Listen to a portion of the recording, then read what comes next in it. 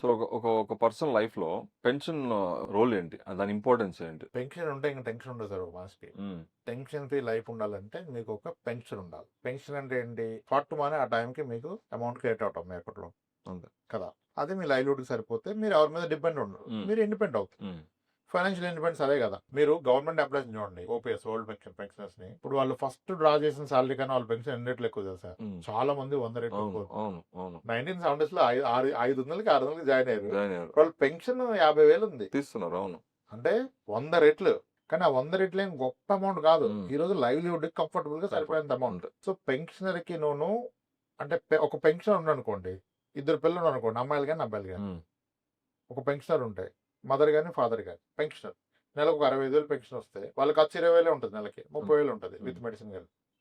ఇద్దరు పిల్లలు పోటీ పడతారు. నా దగ్గర ఉండు, నా దగ్గర ఉండని. ఎందుకు? డబ్బులొస్తున్నాయి కాబట్టి. ఎవరి దగ్గర ఉంటే వాళ్ళు బాగా చూసుకుంటారు వాళ్ళు కదా! హ్మ్. ఒక పెన్షనర్ ఎప్పుడూ మా ఫాదర్ నాతోనే ఉంటారు, మదర్ నాతోనే ఉంటారు. అన్ని కేసులు కాదు. Few cases. వాళ్ళు పెన్షనర్ హ్మ్. కదా! At the same time pensioners రావడానికి కూడా ఇష్టపడరు. వాళ్ళు హ్మ్. ఇండిపెండెంట్‌గా నేనుంటా నాకు అక్కడ కంఫర్ట్ హ్మ్. ఉంటదంటారు. ఎందుకంటే పెన్షన్ ఉండబట్టి. హ్మ్. హ్మ్.